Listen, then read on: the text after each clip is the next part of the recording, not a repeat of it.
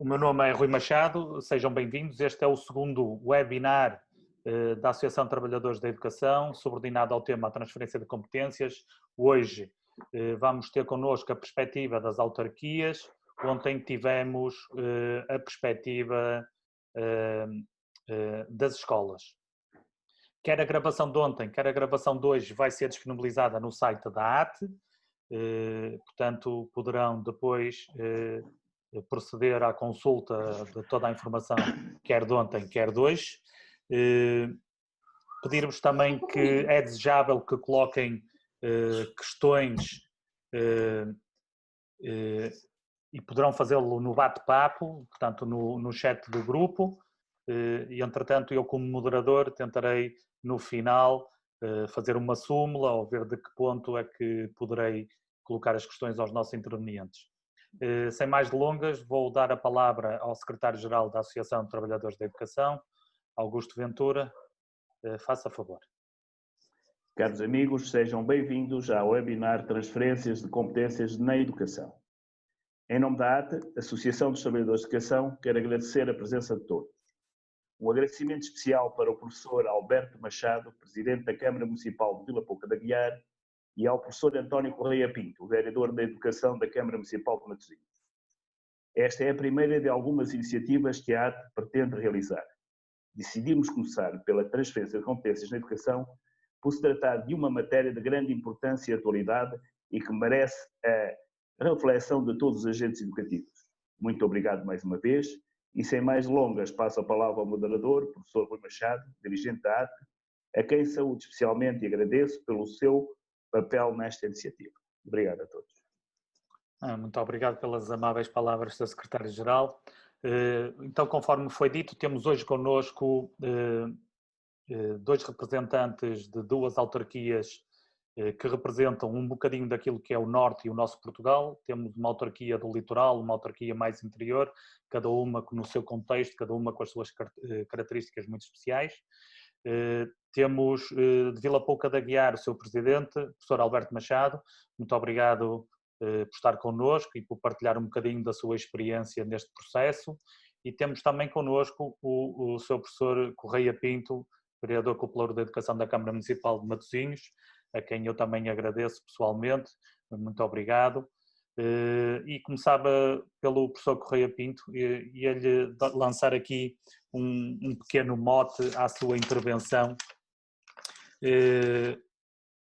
Como é que a autarquia de Matosinhos, em especial o Pelouro que tutela, tem tornado prático, ou tornado na prática transformado este quadro legislativo naquilo que é o seu contexto e as suas características?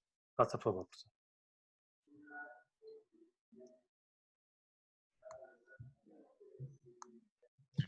Peço desculpa, estava com o micro desligado. Começo por saudar a Associação pela realização desta iniciativa e pelo convite que me fez para aqui estar a participar nela. Saudar também o Sr. Presidente da Câmara de Vila Pouca de Aguiar, que me acompanha na apresentação deste tema, e também saudar todos os participantes nesta iniciativa.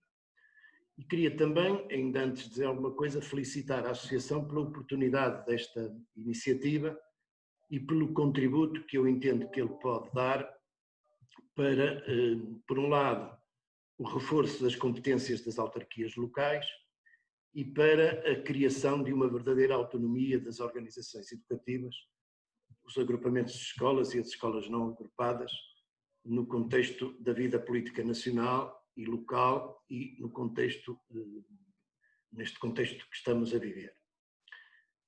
Respondendo à questão que me colocou, eu diria o seguinte: o município de Matosinhos, que é um município que tem cerca de 19 mil alunos desde a educação pré-escolar até ao ensino secundário, envolvendo 46 estabelecimentos de educação integrados em 11 agrupamentos de escolas e 3 escolas secundárias não agrupadas, desde sempre teve na educação a primeira prioridade da sua ação política. E por isso mesmo, desde sempre, nos manifestamos disponíveis para assumir novas responsabilidades nesta área da educação, no pressuposto de que a proximidade que resulta da assunção de competências por parte da administração local se traduz numa mais-valia para as organizações educativas e para o bom funcionamento do sistema educativo. E foi assim que nós, desde o início, assumimos com disponibilidade a organização do ensino do inglês no primeiro ciclo, das atividades de enriquecimento curricular um pouco mais tarde.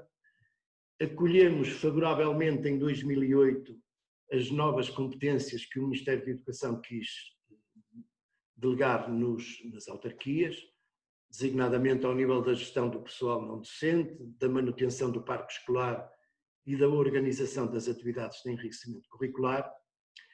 E, mais tarde, manifestamos disponibilidade para aderir ao programa Aproximar, com efeitos efetivos a partir de agosto de 2015, envolvendo um conjunto significativo de competências nos diversos domínios da atividade escolar, consignadas no âmbito de uma matriz de distribuição de competências que foi negociada entre a Câmara, o Ministério da Educação e os agrupamentos de escolas e as escolas não agrupadas. E desse conjunto de competências destacava-se a construção da proposta da rede Conselhia de oferta formativa e profissional para cada ano letivo, a gestão do pessoal não docente, e aqui de todo o pessoal não docente, desde a educação pré-escolar até ao ensino secundário, a manutenção do parque escolar das escolas secundárias, já que nós já tínhamos todas as outras sob a nossa responsabilidade, a manutenção dos equipamentos das escolas do segundo e terceiro ciclo e das escolas secundárias, o pagamento de todas as despesas de funcionamento das escolas, a ação social escolar, envolvendo as refeições da educação pré-escolar e do primeiro ciclo, os transportes escolares, o leite escolar, os auxílios económicos diretos e as bolsas de mérito. Quando aceitamos ou quando iniciamos o processo para nos disponibilizarmos para assumir estas competências, a primeira reação dos agrupamentos de escolas e em particular dos profissionais não docentes não foi muito positiva. Tivemos um processo de discussão no contexto dos vários conselhos gerais, dos vários agrupamentos e das várias escolas, e dessa discussão, foi uma discussão muito participada, resultou, apesar de tudo, uma maioria de escolas e de agrupamentos que aprovou o processo de descentralização. E tendo em conta que a maioria das escolas aprovou o processo, nós decidimos avançar para ele. E, não obstante estas dificuldades que no início tivemos, nós hoje podemos dizer que a grande maioria dos agentes educativos e das escolas e dos agrupamentos, se não mesmo a totalidade, valida este processo pela forma como eventualmente soubemos todos juntos construir uma solução partilhada em que as responsabilidades de uns não eram atropeladas pelos outros e em que procuramos transformar esta descentralização numa mais-valia para as escolas e para os agrupamentos. Quem esteve ontem aqui a assistir ao debate em que participou um dos diretores de uma das nossas escolas, pôde perceber que a relação que existe entre a autarquia e as organizações educativas é muito positiva e a opinião que existe em relação ao processo de descentralização é uma opinião globalmente positiva. Portanto, encaramos esta realidade como um desafio, como numa linha de continuidade relativamente àquilo que vínhamos fazendo nos anos que antecederam, e hoje que se coloca a todos os municípios do país a expectativa de terem que avançar para um processo de descentralização independentemente da sua vontade, nós podemos dizer que o processo que construímos foi um processo que permitiu que este sentimento de obrigatoriedade não se instalasse. Nós aderimos ao processo de descentralização por vontade própria e procuramos envolver todos os agentes educativos neste processo. O processo atual é um processo onde eu encontro algumas fragilidades. De resto, as 14 autarquias que em 2015 avançaram para o processo de descentralização tiveram já reuniões de trabalho com a administração, procurando obter da parte da administração um período transitório que permitisse aprofundar o modelo que agora é proposto, mantendo todos os aspectos positivos que nós identificávamos no anterior e que agora verdadeiramente não estão considerados. E, portanto, o sentimento que temos é um sentimento de satisfação, um sentimento de disponibilidade para continuar a assumir estas responsabilidades partilhadas, de forma partilhada com as direções dos agrupamentos e com os órgãos de administração e gestão. De resto, um dos objetivos que pretendemos foi sempre que, no âmbito da matriz de distribuição de competências, uma parte significativa das competências se mantivesse na titularidade das escolas e dos agrupamentos e que aquelas que transitaram para a responsabilidade da autarquia tivessem como entidade que as validasse o Conselho Municipal de Educação, que é uma estrutura onde participam todos aqueles que no território estão interessados na área da educação e da formação, e nesse sentido chegamos inclusivamente a propor alterações à Constituição do Conselho Municipal de Educação, propondo que ele passasse a ser integrado pelos diretores e também na altura propusemos que ele passasse a ser integrado pelos presidentes dos Conselhos Gerais, na medida em que achávamos que os Conselhos Gerais eram o órgão na escola que aprova os grandes documentos orientadores da sua atividade e, portanto, era importante que os instrumentos orientadores da atividade educativa do Conselho se articulasse com os instrumentos de orientação educativa de cada agrupamento de escolas e de cada escola. A nova legislação, como se sabe, relativamente a essa matéria, vem considerar a presença do presidente do Conselho, de um representante do Conselho Pedagógico. Nós não achamos que faça muito sentido, porque o diretor é o presidente do Conselho Pedagógico, portanto o órgão pedagógico da escola já está representado no Conselho Municipal de Educação e achávamos que o que fazia sentido era que essa figura fosse trocada pelo presidente do Conselho Geral. É evidente que este processo é um processo que requer, digamos, uma grande agilidade por parte das escolas, dos agrupamentos, mas também da própria autarquia.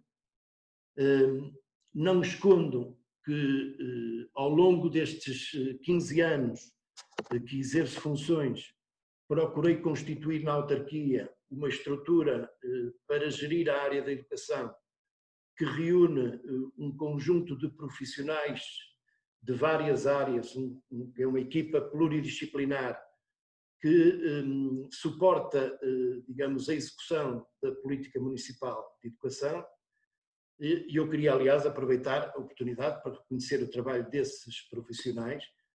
É uma equipa jovem, uma equipa dedicada, uma equipa empenhada, competente, que no dia-a-dia articula com os agrupamentos e com as escolas todas as medidas, por forma a que a resposta que a autarquia e as escolas dão às necessidades da comunidade educativa esteja sempre em dia e que os objetivos que pretendemos atingir no âmbito da educação e da formação sejam cumpridos. Não falei aqui dos aspectos práticos da execução desta descentralização de competências, mas creio que no âmbito do debate que se vai desenvolver poderá haver oportunidade de, respondendo a questões que venham a ser colocadas pelos participantes, descer um pouco mais ao detalhe. Quero ter respondido à questão que me colocou. Sim, professor, e até ficam, efetivamente, concordo consigo, ficam aí algumas coisas por esclarecer. Do meu ponto de vista, achei interessante e era uma das perguntas que eu poderia colocar muito bem em relação à estrutura autárquica, se estaria preparada, se as autarquias estarão preparadas para receber este tipo de competências, que recursos humanos é que têm ou se vão ter que os recrutar e preparar, porque isto parece-me que não é um processo que possa ser realizado logo numa velocidade cruzeiro inicial. É algo que se vai trabalhando e que se vai adquirindo e no seu caso já faz há muitos anos. Eu aproveitaria, tenho que gerir aqui a questão da visualização.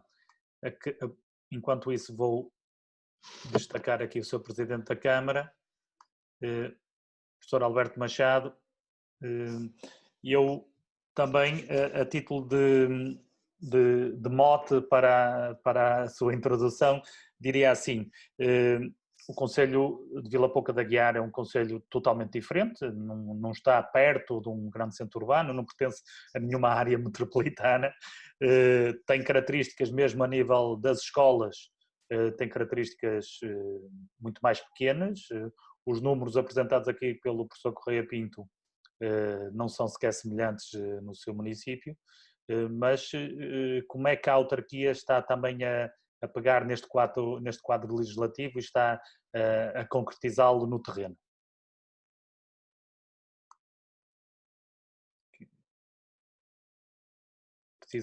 Posso ativar? Está ativado agora o som. Sim, perfeito, sim.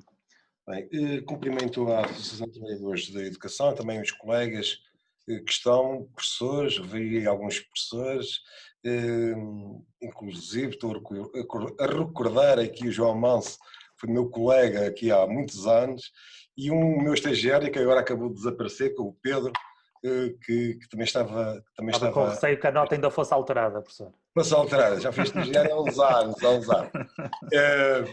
Pedro Teixeira.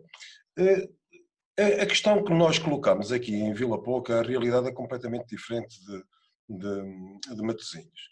Nós estamos a falar de uma população do universo de estudantes, por isso desde o pré-escolar ao 12º ano, de aproximada 1.300 alunos. Por isso estamos a falar de uma realidade completamente diferente, estamos a falar de um concelho mediano do interior norte do país, um concelho com uma população de cerca de 16.000 habitantes. A questão que colocámos foi, será que há utilidade para a escola, e a escola vista no sentido mais lato, nessa assunção de competências pela autarquia, ou não há essa mais-valia para a própria comunidade e para a escola em concreto? E consideramos que havia mais-valias havendo transferência de competências e a assunção das competências pela própria autarquia. E foi isso que desenvolvemos. Não numa perspectiva, e o debate centralizou-se muito, numa perspectiva de mais-valia ou menos-valias financeiras, e isso nós não consideramos, por isso para as autarquias a transferência de competências foi um mau negócio, eu não tenho dúvidas absolutamente nenhumas disso. Se pensássemos só na questão financeira, na questão de qualidade de ensino e de apoio à escola no sentido mais lato. Acho que foi positivo. Houve no início, nas primeiras reuniões que tivemos, houve algum receio, nomeadamente nos assistentes operacionais e nos técnicos administrativos, nessa transferência de competências para a autarquia e passarem a ser funcionários da autarquia. É engraçado, foi uma surpresa que eu tive. Na primeira reunião que tive com todos os assistentes operacionais e assistentes técnicos das escolas, nós já tínhamos, por isso que pertenciam ao Ministério da Educação, nós tínhamos um conjunto também de assistentes operacionais e assistentes técnicos que pertenciam à autarquia, porque no pré-escolar, no primeiro ciclo, já eram competências nossas. E foi com surpresa que verifiquei que, enquanto os que pertenciam ao Ministério da Educação tinham algum receio, agora neste processo de transição para a autarquia, os da autarquia tinham algum receio em passar também a ser tratados de uma forma conjunta com os assistentes operacionais e os assistentes técnicos do Ministério da Educação. Foi essa a intenção que nós expressamos, os procedimentos serem análogos para quer uns, quer outros, que passariam a ser funcionários da educação. Bem, muito bem. Já pegando aqui um bocadinho nas suas palavras e entrando já num registro de debate ou de acicatar aqui alguma coisa, em relação, para mim, que quando li a lei e tentei interpretá-la à luz do meu conhecimento, eu via duas áreas, não diria negras, mas cinzentas, dúbias. Uma delas era efetivamente a questão dos não docentes, assistentes operacionais e assistentes técnicos. Outra tinha a ver com o financiamento. Curiosamente, o professor também tocou nesses dois aspectos na sua intervenção, mas o receio dos assistentes operacionais, eu penso que se deve principalmente a duas razões. Uma, o desconhecimento, lógico, portanto, a mudança cria sempre alguma resistência, as pessoas nem sempre sabem se estão a mudar para algo melhor ou para algo, e sempre que mudam para algo que não conhecem, há sempre algum desconforto, mas também a questão da avaliação, porque isto depois colide diretamente com a vida de cada um deles. A autarquia está a contornar ou está a resolver esse processo de que modo? O processo de avaliação dos assistentes operacionais e assistentes técnicos é análogo ao sistema de avaliação Mas as cotas. É análogo ao sistema de avaliação dos assistentes técnicos, assistentes operacionais da própria autarquia, por isso não há aqui uma diferenciação. A questão das cotas que era aplicado é também aplicado na Câmara Municipal. E, por isso não vejo aqui que os funcionários, por isso não docentes, que os docentes e técnicos não passaram para as autarquias, mas não vejo aqui na avaliação qualquer alteração. Ou seja, a aplicação do rácio de cotas é idêntico ao que já tinham, não vejo grande alteração. Aqui no caso concreto, depois isso depende também... Sr. Professor, mas quem faz a avaliação operacional ou quem tem conteúdo, quem tem contacto funcional com eles é o diretor do agrupamento. Quem homologa a avaliação é o Presidente da Câmara, que não é quem está com eles no dia-a-dia, não é? Isto obriga, no mínimo, a que haja uma relação de proximidade e de confiança entre o Presidente da Câmara e o diretor da escola. Sim, essa relação de proximidade é fundamental, não é? E uma relação de proximidade e uma relação de confiança também. No caso de Vila Pouca da Guiar, tudo o que diz respeito à gestão da escola em período letivo diz respeito à direção e nós não interferimos diretamente, por isso somos parceiros na satisfação de necessidades, não parceiros na necessidade de cogestão. Não faria sentido. Claro. Não faria sentido. A questão da avaliação e da homologação ser efetuada pelo Presidente de Câmara. Já era assim no que diz respeito ao pré-escolar, por exemplo. E quem promovia a avaliação era já uma comissão presidida por elementos do órgão executivo da escola e que depois era homologada pelo Presidente da Câmara, ou seja, o Presidente da Câmara é o último recurso a quem podemos depois recorrer caso ou uma comissão paritária que a lei prevê e pode emitir parecer não vinculativo, mas que é o último recurso que podemos recorrer ao Presidente da Câmara se não concordarmos com a avaliação. E o Presidente da Câmara, nesse caso, que tem que ouvir as partes e ponderar de acordo. E tem aí uma vantagem, que caso seja alterada a nota, não são consideradas as cotas. Não é? É extra cotas, sim. Além das cotas. Não quer dizer que todas as reclamações possam ser viabilizadas. São sempre ponderadas com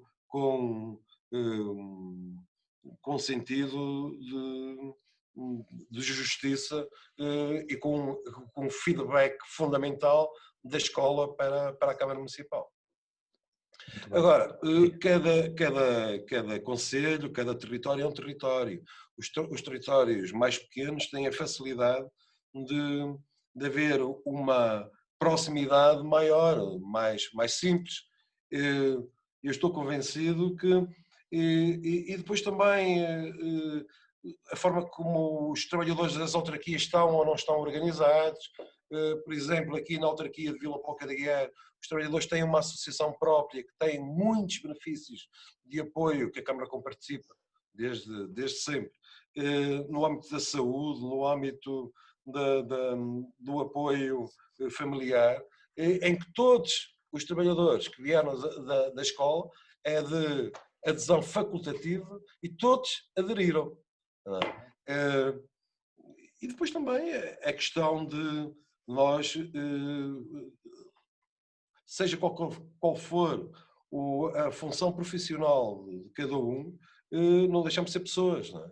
E é muito mais fácil falar com o Presidente da Câmara de Vila Pouca de Aguiar com o Ministro ou um Secretário de Estado da Educação. Sim, a proximidade, sem dúvida. E diga uma coisa, o facto de ser professor e ter passado pelas escolas, isso consubstancia em si uma vantagem para o diretor do seu agrupamento? Sente que tem mais sensibilidade para essas questões? Eu penso que sim, não é? Mas eu penso que isso poderá ser uma vantagem ou uma desvantagem, depende da perspectiva. Eu acho que será uma vantagem se nós tendo conhecimento pela educação e respeitando os órgãos próprios ao funcionamento do sistema escolar. Se, por outro lado, esse conhecimento enquanto professor me levasse a ter uma interferência mais ativa, se calhar era uma desvantagem. E por isso eu penso que o que é fundamental é que haja uma boa relação entre a Câmara e o agrupamento de escolas. Com a certeza que ninguém consegue desempenhar todas as funções. E se partirmos desse pressuposto, e se dermos a necessária autonomia à escola e termos como intenção colmatarmos aquilo que o Ministério da Educação não conseguia fazer, então aí é melhor para a educação. Senão poderá não resultar e resultar até de uma forma negativa. Se o Presidente da Câmara agora começasse a pensar que devia gerir pessoalmente ou através de uma hierarquia estabelecida na Câmara os assistentes operacionais, os assistentes técnicos e mesmo a questão da organização do espaço escola, isso ia ser desfavorável para a educação, não tenho dúvidas disso. Por isso há aqui aí há um conhecimento que poderá ser favorável, mas acho que acima de tudo deve haver um respeito pelo funcionamento da escola e a nossa preocupação ser aquela que era satisfazer as necessidades que o Ministério da Educação tinha mais dificuldade em satisfazer. Por exemplo, a substituição de um assistente operacional, não é? Isso não tenho dúvidas. O Presidente de Câmara e uma Câmara está sujeito a uma pressão completamente distinta de um elemento de uma direção regional. Completamente distinta. E por isso, enquanto um elemento de uma direção regional ou de um organismo de centralização, descentrado do Estado, aguenta bem essa pressão, o Presidente da Câmara está muito mais preocupado, ou a Câmara Municipal, um Executivo Municipal, está muito mais preocupado na satisfação das necessidades. E depois nas câmaras mais pequenas, como é óbvio, essa proximidade também aumenta e favorece essa relação. Eu estou convencido que, passando aquele primeiro receio que havia, que é natural, não há grande diferença, a não ser para melhor, do que havia há um ano atrás. Por isso, as alterações que houve foi para melhor.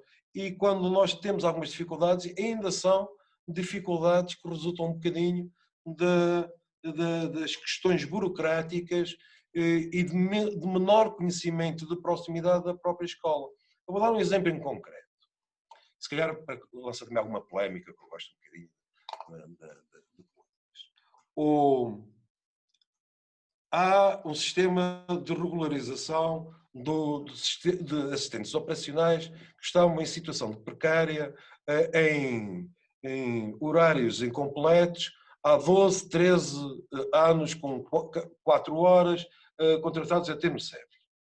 O Ministério da Educação, não é? Tarefeiro, sim. Tarefeiro. O Ministério da Educação permitiu que as câmaras agora desenvolvessem procedimentos, passassem a um concurso a trabalhadores efetivos, a tempo indeterminado, mas sujeito às cotas de 50%, podendo arredondar por excesso. E a questão que nós pomos logo é, então há ou não há mais necessidades na própria escola de assistentes operacionais?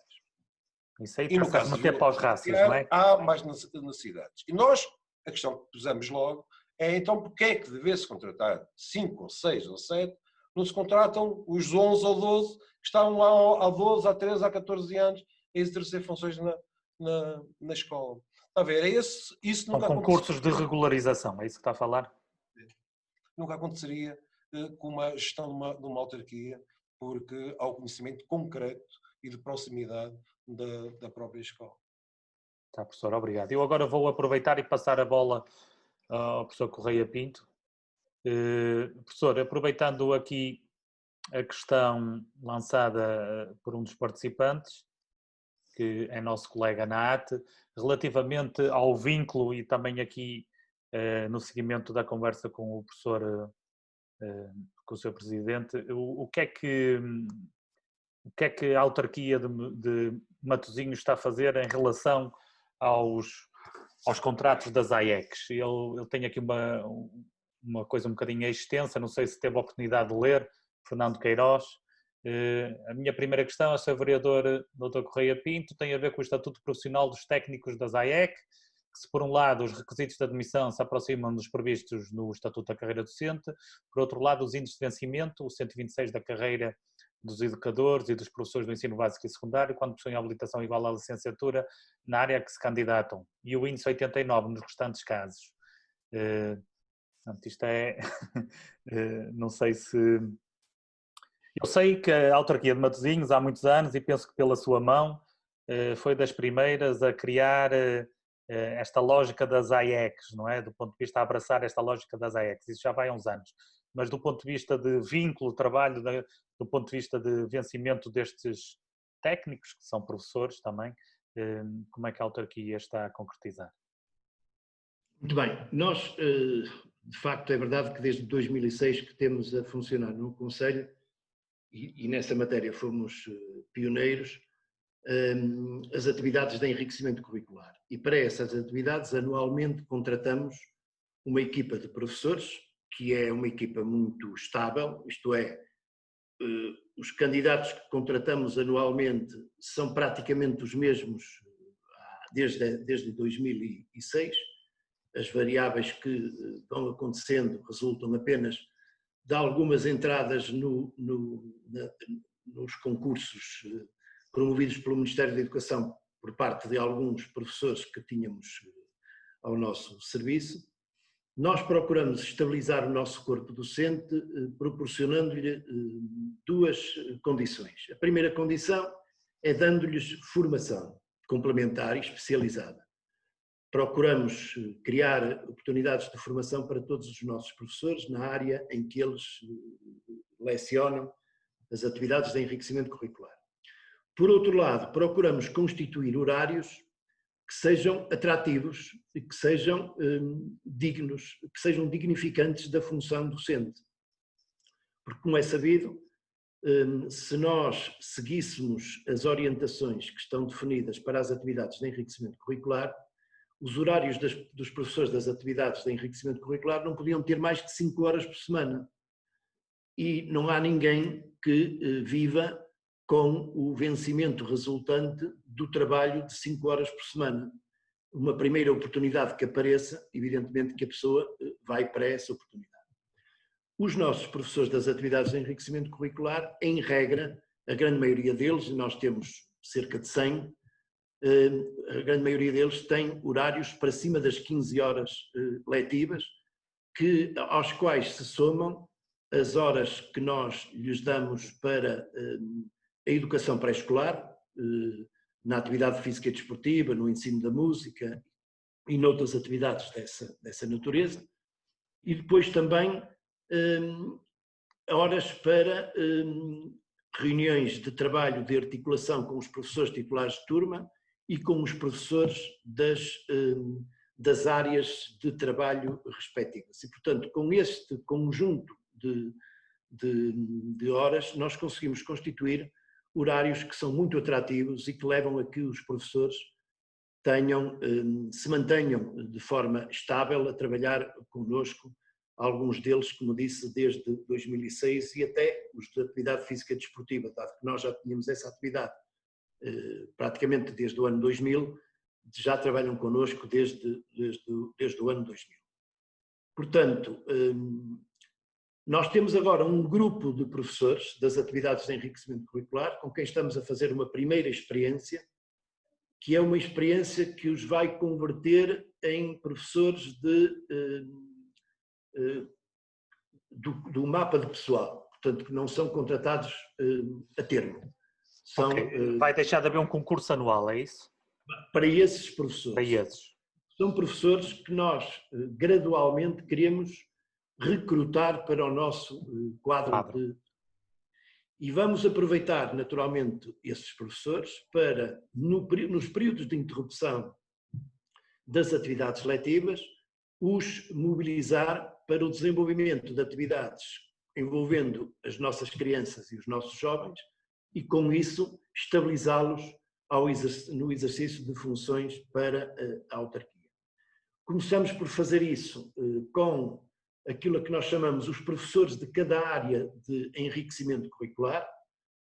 Nós temos um coordenador para cada uma das áreas de enriquecimento curricular, que coordena o trabalho de todos os profissionais dessa área, que acompanha, que avalia o trabalho dos profissionais docentes dessa área, e esses professores, que são 10 neste momento, vão ter um contrato já com uma outra estabilidade, que vai resultar do exercício de um conjunto de funções para além da função de professor de atividades de enriquecimento curricular propriamente dito. Entrarão no mapa como técnicos de desporto? Estamos a fazer um caminho, mas é um caminho que é ainda muito complexo, porque, como sabe, o financiamento do Ministério da Educação para estas atividades fica muito aquém daquilo que são os custos que elas têm para as autarquias, e, portanto, daí resulta um esforço financeiro da própria autarquia que é significativo, no nosso caso, e certamente no caso de todas as autarquias que aceitaram assumir esta responsabilidade, mas, verdadeiramente, é também uma das missões da autarquia, é estar próximo das escolas, é estar próximo das famílias, encontrar mecanismos para que o horário de funcionamento da escola esteja tão próximo quanto possível do horário de trabalho das famílias, para que elas possam estar no exercício da sua profissão em total tranquilidade. Isso é lógica que também vem no diploma de escola a tempo inteiro, não é? Com as CAFs e AIECs, etc. Peço desculpa, aproveitando aqui uma outra questão que está no bate-papo, quando falou do programa Aproximar, referiu aspectos positivos. Que aspectos positivos identifica nesse programa? Aspectos positivos, desde logo, esta proximidade que se aprofundou na relação entre a autarquia e as escolas. Por outro lado, se quiser, no domínio do pessoal não docente, o facto de termos podido passar a gerir o pessoal não docente numa perspectiva conselhia e não numa perspectiva de escola a escola. Os funcionários, trabalhadores das nossas escolas, são todos eles trabalhadores da autarquia. Nós temos cerca de 750 trabalhadores nas nossas escolas. A autarquia tem ao todo 2.000 trabalhadores e 750 são trabalhadores da área da educação, diretamente ligados às escolas. E esses trabalhadores estão, digamos, afetos às várias organizações educativas, mas quer por necessidade da própria autarquia, quer por vontade manifestada pela direção do agrupamento, quer por vontade manifestada pelo próprio trabalhador, ele tem sempre a possibilidade de se mobilizar, de fazer mobilidade para outros estabelecimentos de ensino, onde eventualmente esteja mais próximo da sua residência, onde, enfim, se possa sentir mais realizado do ponto de vista daquilo que é o seu desempenho e, portanto, isso permite que haja uma maior satisfação por parte dos trabalhadores e sem que isto ponha em causa a estabilidade e a regularidade da atividade educativa das escolas. Por outro lado, também a possibilidade que nós instituímos e que resulta de um investimento próprio de substituir todos os profissionais não docentes que estejam a faltar por um período superior a 30 dias. Nós temos uma bolsa de 48 assistentes operacionais que está, digamos, está mobilizado para substituir os profissionais que em cada escola ou em cada agrupamento, em cada momento estão a faltar por motivo de doença. E, portanto, que é uma realidade que, enfim, não existe na grande maioria dos concelhos do país, particularmente naqueles que estão dependentes do Ministério da Educação, porque há autarquias que naturalmente já, até fruto da pressão, como dizia há pouco o Sr. Presidente da Câmara, fruto da pressão que é feita pelos encarregados de educação e até pelas direções dos agrupamentos, na maior parte dos concelhos onde esta realidade não existe, onde a autarquia não tem esta responsabilidade, não existe este mecanismo que permite suprir as falhas que existem nas escolas. Depois, a possibilidade que temos, fruto da folga financeira que o município tem, de distribuir as verbas aos agrupamentos por antecipação.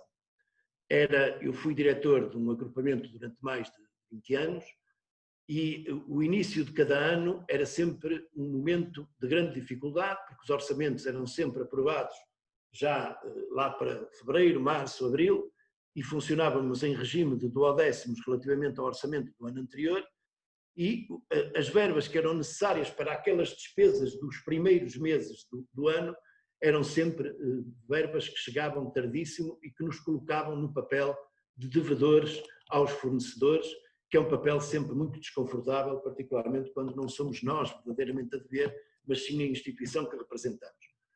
Nós transferimos as verbas para os agrupamentos por trimestre, por antecipação, portanto no início de cada trimestre transferimos a verba para o trimestre que se vai vencer e isso permite que as escolas façam uma gestão financeira completamente diferente, que se mobilizem para os processos de aquisição de uma forma completamente diferente e, portanto, isso é naturalmente uma mais-valia que é significativa. Por outro lado, ainda relativamente aos assistentes operacionais, não há nenhum assistente operacional que entre ao serviço das nossas escolas que não tenha tido uma primeira ação de formação para os preparar para aquilo que vai ser a tarefa que eles vão desempenhar. Fazemos uma ação de formação dirigida a todos eles e depois, ao longo do seu período de exercício de funções, aproveitando os períodos de interrupção das atividades letivas, nós reforçamos essa formação com outras ações que os permita habilitar melhor ao desempenho das suas funções. Depois também a possibilidade que passamos a ter de ter uma verba para a manutenção dos edifícios escolares. Quem está no processo de descentralização tem uma verba... Se referir aos 20 mil euros por estabelecimento. 20 mil euros por edifício escolar. Quem esteve no exercício de funções, como eu estive durante muitos anos como dirigente, sabe que raramente tinha dinheiro para essa tarefa. E, de facto, nós passamos a ter um bolo, que é um bolo que, gerido de uma forma global e aplicado a cada uma das necessidades das escolas, dos edifícios escolares, se constituiu como uma mais-valia. Não estamos a falar de obras de reabilitação, porque essas continuam a ser da responsabilidade do Ministério da Educação, mas sim obras de manutenção regular dos edifícios escolares, das suas infraestruturas, que a autarquia pode assumir mobilizando recursos próprios ou então contratando serviços ou empreitadas para se resolver essas necessidades. Há, de facto, um conjunto de mecanismos que mostram que, de facto, esta medida é uma medida que permite uma maior proximidade e, logo, uma maior eficiência na gestão dos recursos públicos e na funcionalidade dos nossos estabelecimentos de ensino. Professor, eu aproveito essa deixa relativamente à parte financeira e do envelope financeiro e colocaria aqui o professor Alberto Machado, uma vez que na sua intervenção inicial colocou a parte do envelope financeiro como um aspecto menos positivo deste processo de transferência. Sente que o dinheiro é parco mesmo para todas as responsabilidades que a autarquia está a assumir e curiosamente, pelo menos segundo a Associação Nacional de Municípios, Vila Pouca da Guiar, das 15 transferências de competências, ficou com 13, não é? Segundo o próprio site da Associação Nacional de Municípios. Mas na educação e a saúde serão, provavelmente, digo eu, as duas grandes rúbricas dessa transferência de competências. Mas o envelope financeiro, para si, é um problema? O envelope financeiro não é um problema porque a educação não deve ser considerada um problema financeiro. E esse é um princípio que ou se assume ou não se assume. Matosinhos é uma referência, e ouvimos o vereador de competências nessa matéria referir a prioridade na educação. Essa prioridade é também uma prioridade de educação e de investimento na educação em Vila Pouca da Guiar. Eu vou dar um exemplo muito concreto que até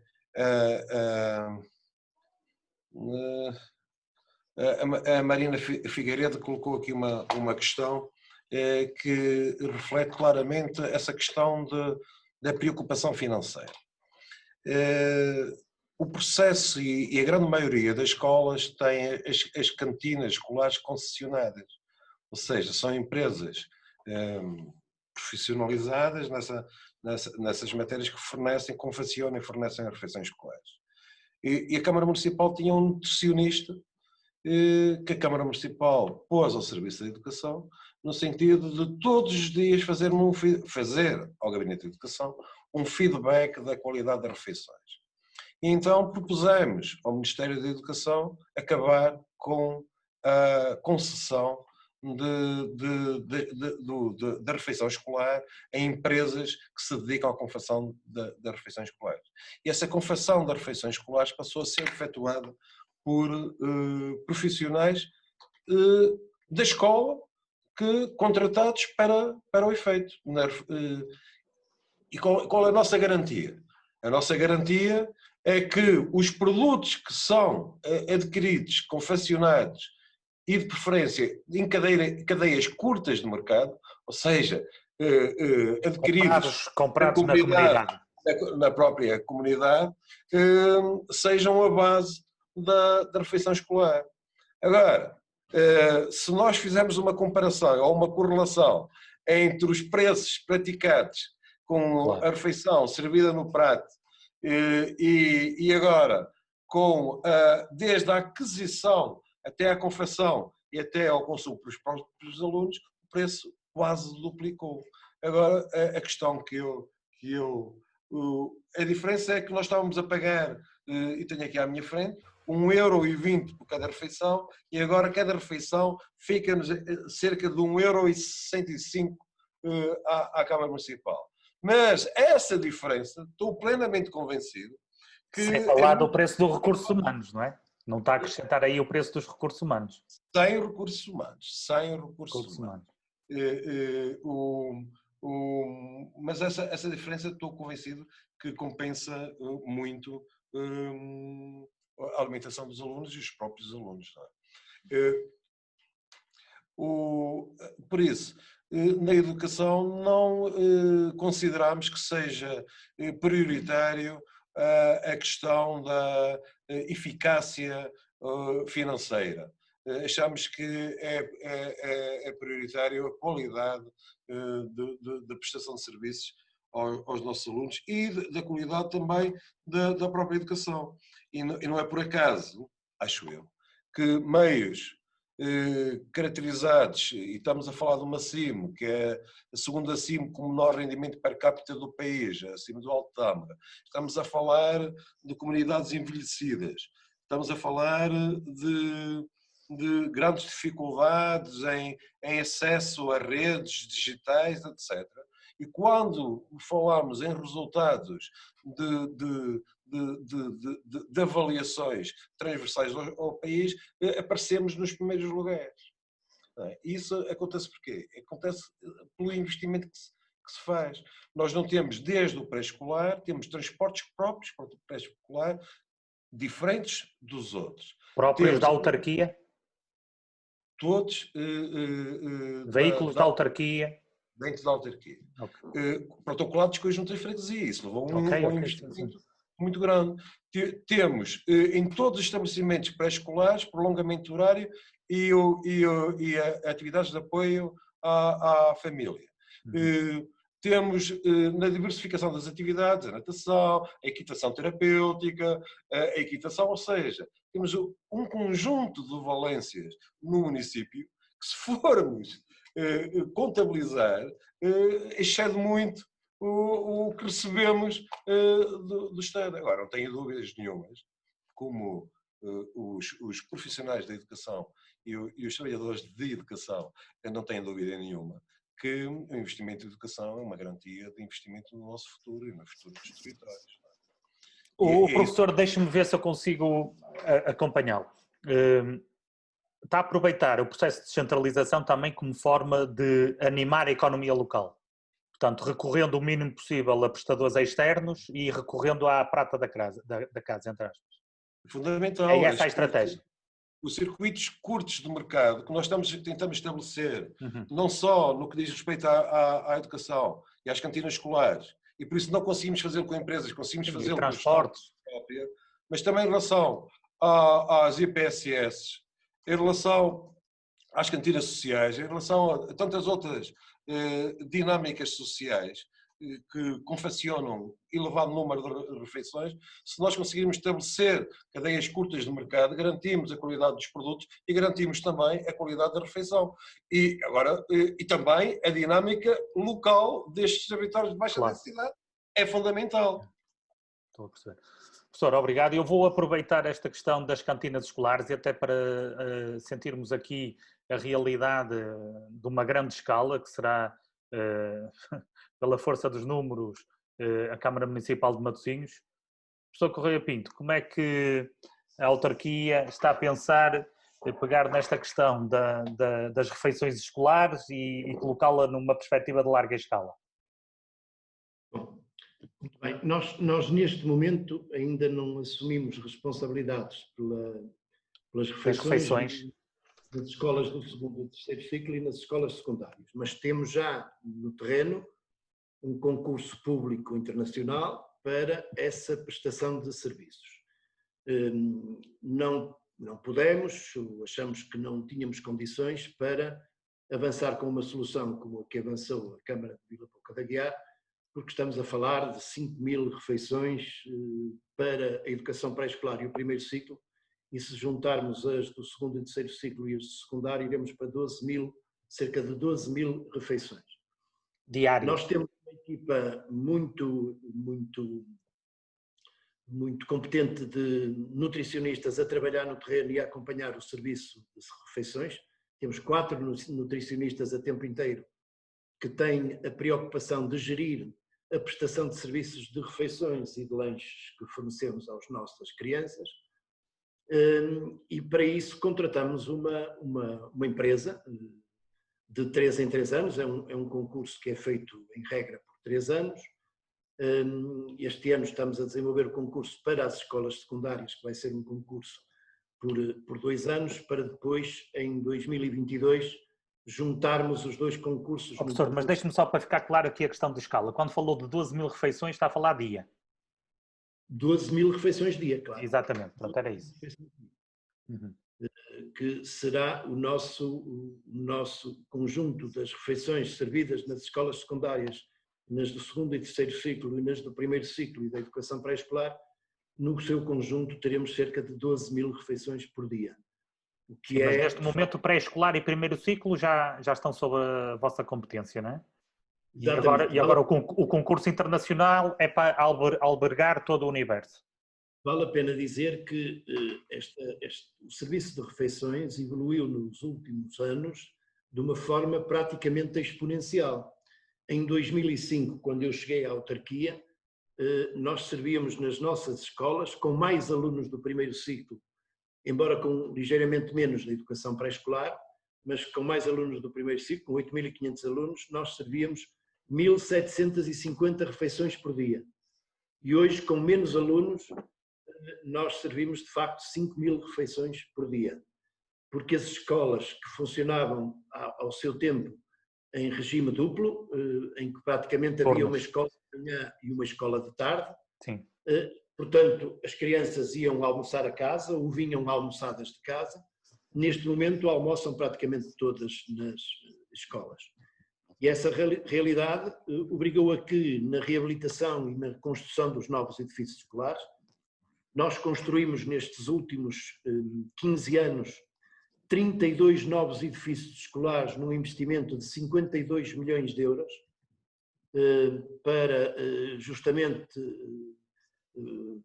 disponibilizar todas as condições de funcionamento para as nossas escolas do primeiro ciclo e da educação pré-escolar.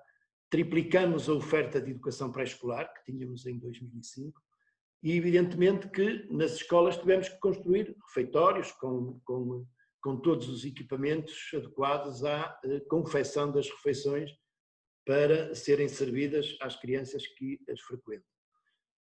Não discuto aqui a solução do Sr. Presidente, até porque reconheço que cada território, nesta matéria, tem que fazer a análise daquilo que é a melhor solução.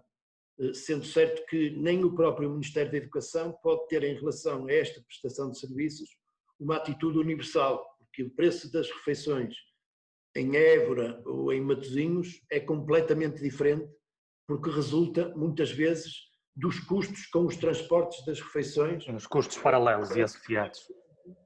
Que são muito significativos. No nosso caso, como felizmente elas são feitas na própria escola, o custo é aquele que resulta da comparticipação que o Ministério da Educação disponibiliza para as crianças da educação pré-escolar e do primeiro ciclo no âmbito do programa de generalização das refeições, mas, por exemplo, em Évora, lembro-me da minha colega de Évora me dizer que as refeições para eles, cada refeição ficava por 2,45 € e, portanto, era absolutamente impossível o Ministério financiar as refeições no território nacional todo da mesma forma, porque se o fizesse estava a acentuar as assimetrias que já se verificam nessa matéria. Portanto,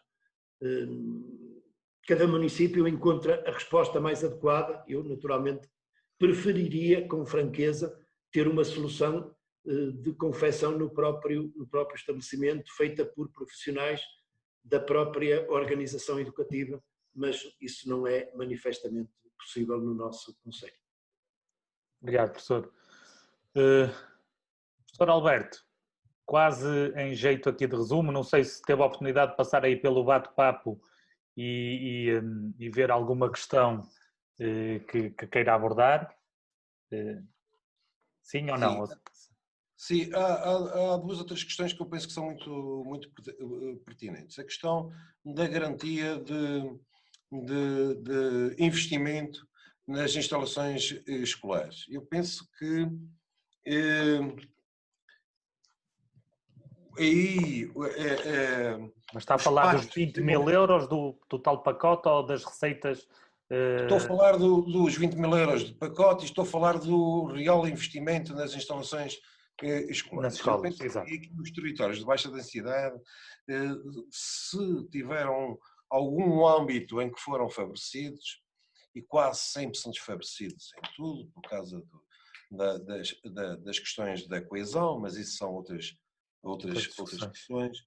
No âmbito dos pactos e do financiamento da educação, os territórios de baixa densidade tiveram oportunidades muito boas e continuam a ter oportunidades muito boas. E conseguimos. A nossa realidade é completamente diferente. Ter 1.250 alunos é completamente diferente de ter 12.500 alunos. E nós, por isso, conseguimos, ao longo destes últimos 8 anos, ter um parque escolar muito melhorado e, na totalidade, intervencionado.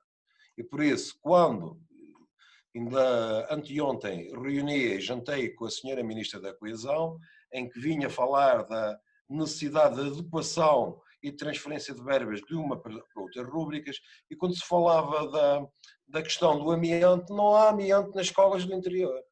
Não é?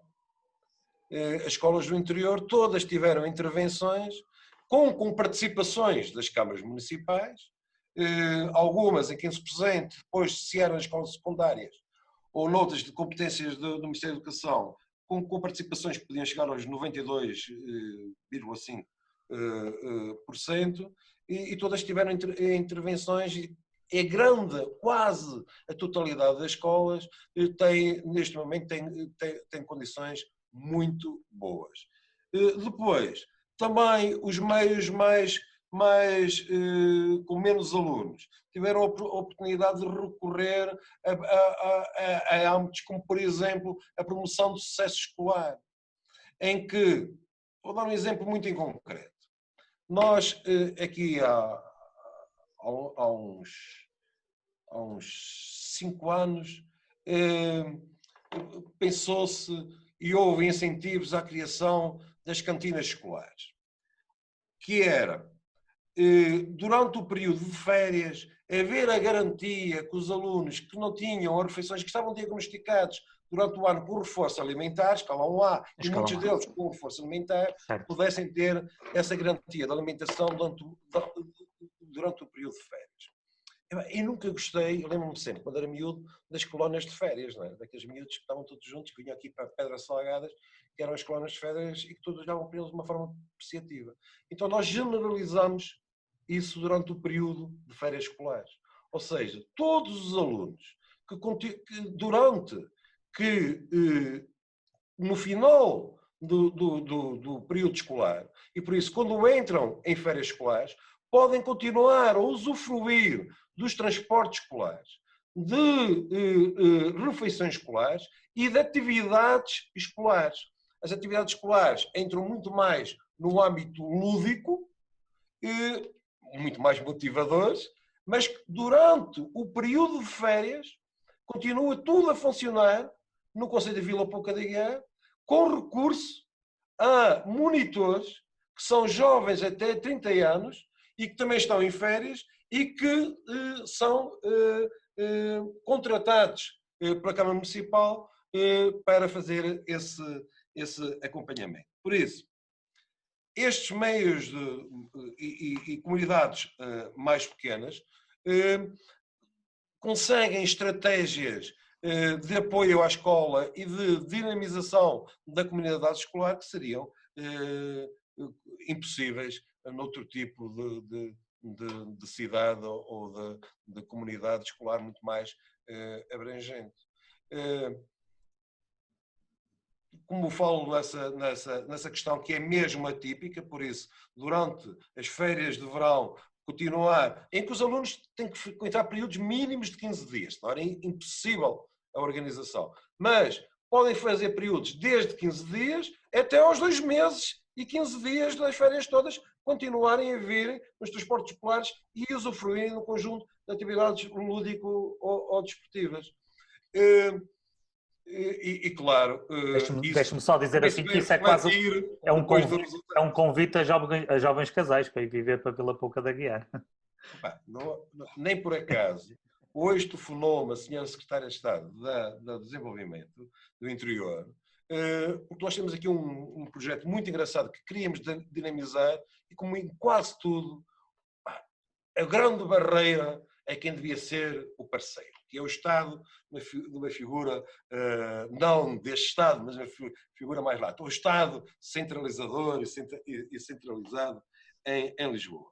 E muitos dos projetos, muitas das dinâmicas que pretendemos instalar, esbarram exatamente nessa burocracia. Como por exemplo, foi uma grande guerra que nós tivemos com a Direção Regional de Educação para passarmos as cantinas de um regime concessionado para o regime de administração direta. Ninguém imagina que guerra foi essa, porque não nos autorizavam a fazer isso. Não nos autorizavam a fazer isso, fundamentados no preço final da refeição, que era problema da autarquia, mas eles achavam que não era só problema da autarquia, e porque era contra-ciclo dos objetivos do Ministério da Educação. Quando depois, transversalmente, se admite que é muito... Onde é viável, tem muitos aspectos positivos. Mas tivemos mesmo aí, nesse aspecto, uma grande oposição do Ministério da Educação. E foi uma grande dificuldade que tive, uma guerra que tive, para conseguir acabar com as concessões e passar para a administração direta do município. E mais, os funcionários que trabalham nas cantinas não são considerados no rácio dos funcionários comparticipados pelo Ministério da Educação. Não são. Muito bem, é a nossa comunidade e a Câmara Municipal, por unanimidade, assumiu essa competência. E por isso, em jeito de síntese, delegação de competências ou cessão de competências parece, a primeira imagem é de perigo, triangular, mas depois a prática eu penso que é de sentido único e que será esse o caminho e que favorece muito as comunidades, e foi sempre essa a nossa postura. Aceitar as competências que nós consideramos poderiam ser mais-valias para a própria comunidade. Também sentimos que o Estado estava extremamente mal organizado neste processo de delegação de competências. Na educação funcionou razoavelmente.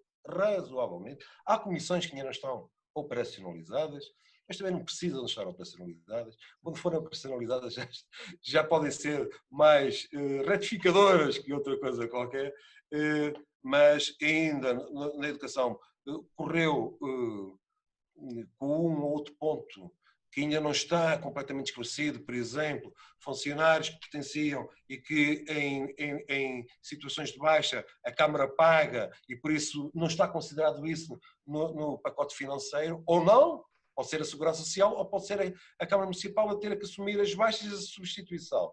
Isso são questões que, com certeza, vão ficar redimidas a curto prazo e vão ficar acertadas.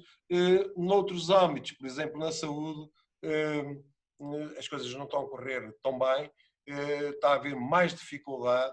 Também no âmbito da assunção de património abandonado do Estado nos territórios está a correr muito mal, porque o património continua a degradar-se quando podia passar para projetos já apresentados das próprias autarquias e ter um objetivo útil à comunidade, mas esse é o caminho que pugnamos e consideramos que mais perto das populações é praticamente uma garantia, com exceções, mas não há nada, não há regra que não tenha exceções, que é um caminho mais útil para as próprias comunidades em que todos ficam a ganhar.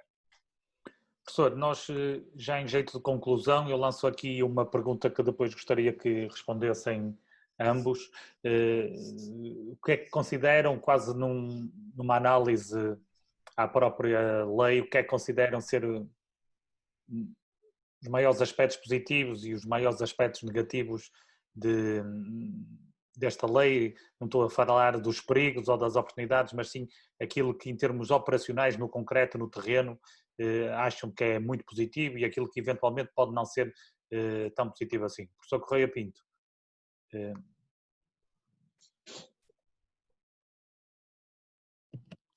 A experiência que temos é uma experiência que globalmente é positiva. Eu reconheço que durante o período em que temos vivido esta experiência, o próprio Ministério da Educação tem para ele uma grande dificuldade, que é o de ter no terreno quatro soluções de gestão da educação. Tem as escolas que estão inseridas em territórios que nunca aceitaram assumir nenhuma responsabilidade, senão aquelas que a própria lei lhes definiu.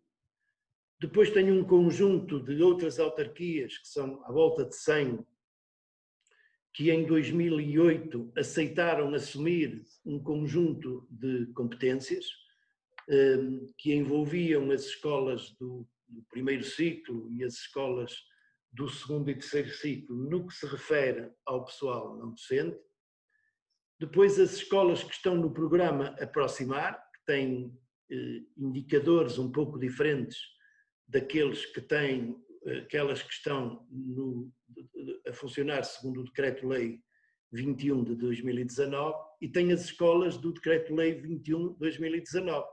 Portanto, gerir estas quatro realidades no território nacional para o próprio Ministério da Educação, para o Gabinete, para o Instituto de Gestão Financeira do Ministério da Educação, particularmente é, digamos, uma tarefa que não é nada fácil. Em cada momento saber como é que se distribuem os envelopes financeiros, se é pelas escolas diretamente, se é por via das direções regionais, se é pelas autarquias, isto coloca ao próprio Ministério da Educação algumas dificuldades que eu penso que também se constituem como algumas entropias. Eu tenho várias vezes sinalizado dois problemas que considero que é absolutamente essencial resolver. O primeiro é a atualização dos indicadores de afetação do pessoal não docente. Falar dos rácios, cálculo dos rácios. Estes rácios que estão instituídos desde 2008 e que já foram, enfim, pontualmente ajustados, são rácios que não se revelam hoje adequados, quer às tipologias dos edifícios, quer às características da nossa população escolar e, fundamentalmente, à forma como ela se organiza no contexto escolar. E refiro-me particularmente aos alunos ditos que com necessidades educativas especiais, que, em muitos casos, necessitam de um apoio muito dirigido, muito especializado, de que as escolas não dispõem, e isso coloca muitas dificuldades ao dia-a-dia das escolas.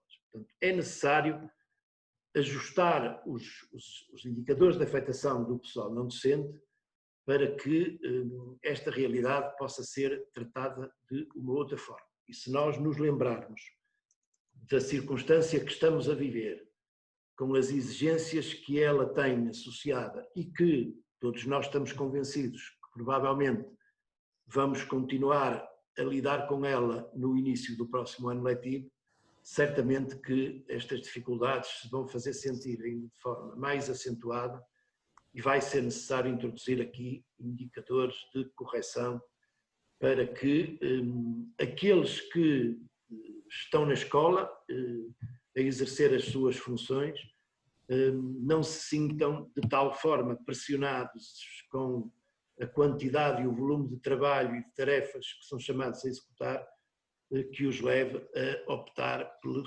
soluções de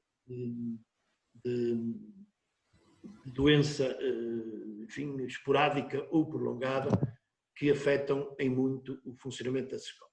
Essa é uma primeira realidade. A segunda realidade tem a ver com a necessidade de reabilitar uma parte significativa do parque escolar, particularmente aquele que envolve as escolas do segundo e terceiro ciclo. Do parque escolar e não da parque escolar, não é? Isso é outra guerra. Do parque escolar. As autarquias tiveram oportunidade durante os últimos anos de, por via de financiamentos comunitários, fazerem a reabilitação do parque escolar, da educação pré-escolar e do primeiro ciclo do ensino básico. O Ministério da Educação fez muitas intervenções para reabilitar uma boa parte do parque escolar das escolas secundárias, mas as escolas do segundo e terceiro ciclo, os edifícios das escolas do segundo e terceiro ciclo estão num estado de degradação que urge ultrapassar. E isso vai implicar a necessidade de um investimento significativo. É uma tarefa que está considerada no âmbito do processo de descentralização de competências como sendo uma tarefa que poderá vir a passar para a autarquia, mas com os meios financeiros assegurados pelo Ministério da Educação, seja por via de financiamento comunitário, seja por via do financiamento do próprio Ministério da Educação, mas é uma tarefa que é inevitável que tenhamos que encarar com determinação. Depois ainda, uma outra questão que tem a ver com um detalhe de funcionamento da gestão orçamental do Ministério da Educação e que se repercute nas organizações educativas, que tem a ver com a forma como são geridos os recursos que são transferidos da autarquia para os agrupamentos de escolas. Há um mecanismo completamente absurdo e inútil, incompreensível, que vigora há já muitos anos, creio eu que desde 1990, que é um mecanismo... circuito de receita que anda ali... As verbas que são transferidas pelo agrupamento, pelas autarquias para os agrupamentos, para que eles possam fazer face às despesas pelas quais ficaram responsáveis, tenham que são recebidas pelo agrupamento, são entregues nas finanças e são requisitadas, e quantas vezes só são operacionalizadas 2, 3, 4 e 5 meses depois de serem depositadas. E isto é, digamos, um mecanismo completamente absurdo, Entrópico. sem sentido absolutamente nenhum, sem qualquer produtividade e que coloca muitas entropias à autonomia da gestão das escolas e dos agrupamentos, e que eu não me tenho cansado, em todos os momentos em que estou com a equipa da administração central e com os membros do governo, de salientar, e ainda não foi possível, provavelmente porque ainda ninguém olhou para isto com a perspectiva de resolver, porque de facto bastará olhar para isto com a vontade de resolver para anular este mecanismo, que é um mecanismo que de facto coloca muitos problemas. Depois também um outro problema que tem a ver com os técnicos especializados. O novo decreto-lei tem uma diferença relativamente ao processo de descentralização de 2015 em matéria de gestão do pessoal não docente, que é o facto de a autarquia não poder movimentar elementos do pessoal não docente entre organizações educativas. Isto num município que tenha só um agrupamento não é problema nenhum, porque eles estão ali e, portanto, não têm que ser mobilizados para um outro lado. Mas num município como o nosso, em que muitas vezes é vontade do próprio trabalhador mudar, ou da direção do agrupamento, ou por conveniência, porque o número de alunos num determinado estabelecimento de ensino se reduziu por razões, enfim, que resultam da evolução da natalidade. De facto, não poder movimentar os trabalhadores dentro das escolas do mesmo município é, de facto, um erro que se tem revelado nas autarquias em que ele está a ser implementado, que não é o caso da nossa, porque no caso das nossas nós podemos movimentá-los sem qualquer problema, nunca tivemos um problema com essas movimentações. Aliás, por vezes, um trabalhador que está menos satisfeito num determinado estabelecimento de ensino, quando mudado para um outro, enfim, adquire indicadores de produtividade completamente diferentes, porque está mais satisfeito, porque está mais perto de casa, porque está mais perto da família, porque, enfim, se identifica melhor com o nível de ensino em que passou a estar integrado, e, portanto, esse aspecto é um aspecto que é negativo. Por outro lado, nós, no nosso processo de descentralização, recebemos também os técnicos superiores e, no processo de descentralização atual, as câmaras não receberam os técnicos superiores. Eu penso que é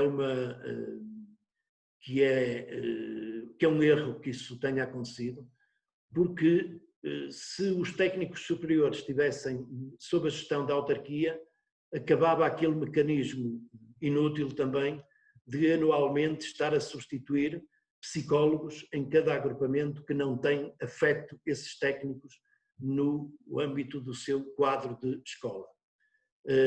O que muitas vezes origina que o técnico superior que é colocado tenha que perder uma parte do tempo a fazer a contextualização do seu trabalho, e todos os anos isso tenha que acontecer sem que o técnico se possa estabilizar, familiarizar com as problemáticas que estão associadas àquele contexto e àquele agrupamento, podendo transformar o seu trabalho de uma forma mais produtiva. São estes os aspectos que eu encontro que é necessário fazer alguns ajustamentos, e é a eterna gestão dos cursos profissionais e dos cursos de educação e formação, a construção da rede de ofertas formativas e profissionais, que eu acho que tem vindo a evoluir no sentido positivo, mas que eu acho que ainda não está colocada no patamar adequado, depositando nas mãos do território a gestão dessas ofertas, para que elas se compatibilizem verdadeiramente com aquilo que são os desafios de desenvolvimento desses mesmos territórios, permitindo também criar para os jovens oportunidades de emprego, em lugar de os estar a encaminhar para cursos que depois não encontram resposta do lado do emprego. Professor, obrigado. Vou colocar a mesma questão ao professor Alberto Machado.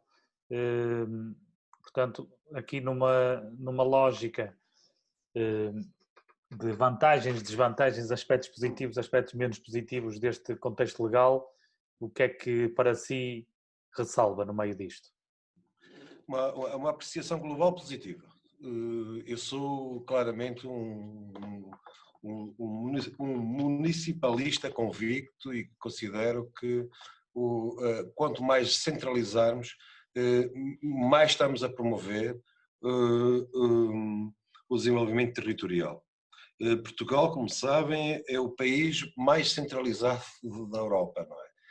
Ano passado a Universidade do Minho publicou um estudo muito engraçado em que Portugal era o país mais centralizado da Europa, e vejam, mesmo considerando o antigo Bloco de Leste, com tradições extremamente centralizadoras, até estes nos ultrapassaram na questão da delegação de competências. Quando falamos em descentralização, não estamos a falar mais do que confiar em quem está mais próximo para desenvolver melhor as competências que são atribuídas à própria comunidade. E eu, sendo um municipalista convicto, não posso deixar de defender um processo de centralização de competências. E por isso, nem sendo eleito num partido que está no governo, foi das câmaras que mais competências assumiu, e as que não assumiu, não assumimos claramente porque achamos que essas competências não traziam nada de novo, ou pelo menos só iam prejudicar o desenvolvimento aqui do território, nem que fosse a questão burocrática. Os sorteios no campo de futebol, está a ver o que é nós estamos a licenciar isso, não é? E sermos nós a irmos fiscalizar o presunto que se sorteia no campo de futebol ao domingo. Não nos interessava. A fiscalização da via pública achamos que está muito bem pela GNR e por isso também não aceitamos essas competências. A maioria das competências foram aceitas, a avaliação que estamos a fazer é positiva, não quer dizer que esteja tudo bem. Claro. Longe disso. Porque nós ouvimos muito essa justificação dos autárquicos. Não aceitei porque faziam de mim um operacional sem competências na gestão, ou sem competências nisso, ou sem competências naquilo. Bem, é um caminho a percorrer, e esse caminho a percorrer vai-se fazendo, não há outra forma de o fazer, passo a passo, com feedback permanente que permita corrigir aquilo que está menos bem. Como o Correia Pinto disse, e disse muito bem, por exemplo, nas competências que a Câmara de Matosinhos tem e que nós não temos, que é as competências, por exemplo, no que diz respeito a alguns a técnicos superiores, não docentes, mas técnicos superiores, seria ótimo conseguirmos conciliar isso com as valências da própria comunidade e das necessidades escolares. Seria ótimo, porque é uma rentabilização dos próprios recursos locais. Quando depois sabemos que o fazemos sem a competência. Por isso, se a gente o faz, há bocado falei, quem está a serviço das cantinas escolares são nutricionistas técnicos superiores, ou seja, não deviam estar, porque não temos essa competência, mas estão sendo técnicos da própria autarquia. Mas também tenho a certeza que não seremos presos por isso. E depois há aqui o feedback também que vamos recebendo, mesmo a nível de assistentes, os rácios são fundamentais. Já nem vou falar em questões muito de pormenor, por exemplo, a questão, nós temos aqui problemas que se vão internalizando. Por exemplo, considerar as duas escolas que têm estradas a dividi-las serem o mesmo estabelecimento e que alteram os rácios, se as instalações são municipais ou não serem, as piscinas que os miúdos utilizam não entram nos rácios. Bem, há aqui um conjunto de pontos que têm que ser acertados. Eu não tenho dúvida que o caminho é este, é passar as competências para quem está mais perto e que tem mais facilidade de as desenvolver. Os assistentes operacionais e os assistentes técnicos administrativos. Eu acho que abre aqui até uma possibilidade diferente, não é? Porque a escola, exceto os docentes, e que os concursos não passam pela autonomia da escola, não permite uma evolução nas carreiras. A evolução é dentro da própria carreira. Neste caso, um assistente técnico que fez formação pode vir a ansiar ter outras funções dentro da autarquia. Isso não é despropositado. É muito comum que venha a acontecer, porque já está a acontecer. Se a autarquia vai abrir um concurso para um assistente, para um técnico superior na área de apoio social, se há alguém que adquiriu essa formação, é natural que seja requalificado e que dê essa possibilidade. Por outro lado, também, os rácios que dificilmente eram cumpridos pelo Ministério da Educação, neste momento penso, com uma ou outra exceção, mas as exceções apenas vêm confirmar as regras porque são exceções, estão a ser cumpridos pelas autarquias e por isso não vejo outro caminho senão o aprofundamento com correção daquilo que está menos bem, mas o caminho ser este de centralização e transferência de competências para as autarquias. Eu vou aproveitar, despedir-me, agradecer aos dois em nome do secretário-geral e agradecer também em meu nome. Muito obrigado Penso que corri aqui ao de leva o bate-papo e penso que tocámos em todos os assuntos. De acordo com os meus apontamentos, também tocámos em todos os assuntos, pelo menos relevantes, e naquilo que está sobre a vossa responsabilidade direta. Agradeço a todos os participantes, muito obrigado. Em breve, a Associação de Trabalhadores da Educação está a desenvolver e a preparar outros webinars. Daremos notícias, podem nos seguir no nosso site www.at.pt. Também lá poderão ter acesso à gravação do webinar de ontem e de hoje, necessitando só do tempo de os preparar e colocar online. Professor Correia Pinto, professor Alberto Machado, muito obrigado a todos, despeço-me e até uma próxima oportunidade. Deus, boa noite a todos. Eu é que agradeço também e uma saudação para todos. Muito obrigado. Muito obrigado.